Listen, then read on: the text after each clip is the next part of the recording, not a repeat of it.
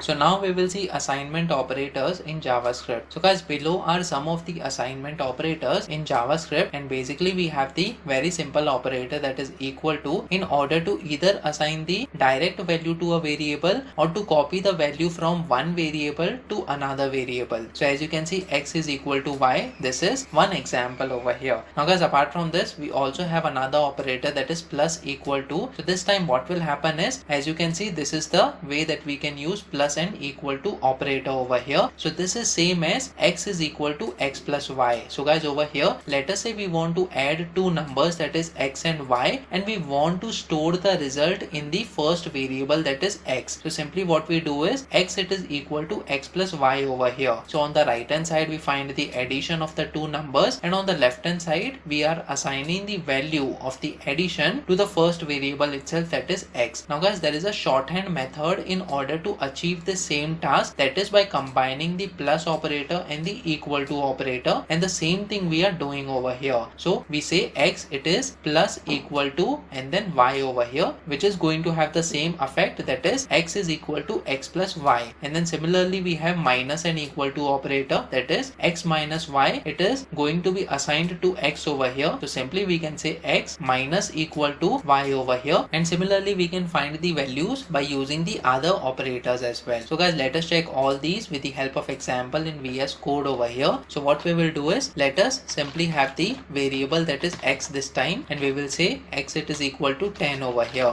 We will have another variable that is y, it is equal to 20 this time, and let us add both the numbers and assign it to the first variable, that is x. So simply we are going to say x it is equal to x plus y over here. Now guys, let us print the value of x this time. So simply we are going to have the console.log statement over here, inside which we are going to have the backticks, and then we will say value of x is equal to followed by dollar, and then we have the open and close curly braces, and then we will have the variable name, that is x this time. So guys, basically we have done x plus y, which is 10 plus 20, which is equal to 30, and the value 30 is being assigned to this variable x. So this statement must print the value of x, which is equal to 30 this time. So when we save this file now and try running this code on the terminal over here, so as you can see, value of x it is equal to 30 this time. So this is the very basic arithmetic operation that we have covered. Now guys, what we can do is, we can use the shorthand method over here. So I will comment out this line of code, and again we will rewrite this particular line of code over here by using the shorthand method. So what is the shorthand method? We first write the x variable in which we want to store the result, followed by the space character, and then we have the plus operator followed by the equal to operator this time, and then followed by the space character, and then we have the y variable over here. So guys, basically this is nothing but x is equal to x plus y, which we have already commented out over here. So basically the meaning of this is, x it is equal to x plus y, but this is the shorthand method that we are using. So when we save this file now and try running this code once again on the terminal, so as you can see, value of x it is equal to 30 this time by using this particular shorthand method. Now instead of having the plus operator, we can have the minus operator as well. So over here we say x minus it is equal to y over here. So this is nothing but x is equal to x minus y this time, which means 10 minus 20, which is equal to minus 10. When we save this file now and try running this code once again, so as you can see, value of x it is equal to minus 10 over here, and in this way we can use the shorthand method as far as the subtraction of two numbers are concerned. Similarly we can do the multiplication as well. So if we want to do x is equal to x multiplied by y, simply we can do x multiplied by equal to y over here. When we save this file now and try running this code once again over here, so you can see value of x it is equal to 200, because 10 multiplied by 20 it is equal to 200 over here. Apart from this, we can also use the division operator over here. So if we want to do x divided by y over here and store it inside the x variable, simply you can say x divided by equal to y over here. So when we save this file now and try running this code once again over here, as you can see, value of x is equal to 0.5, because 10 divided by 20 it is equal to 0.5 this time. Similarly we can find the remainder of two numbers as well. So if we want to do x %y, in which case we are going to do x divided by y this time, and we are going to find the remainder. So simply we can say x % equal to y. So 10 divided by 20, the quotient will be 0 and the remainder must be 10, and the value of 10 must be displayed over here on the output. So as you can see,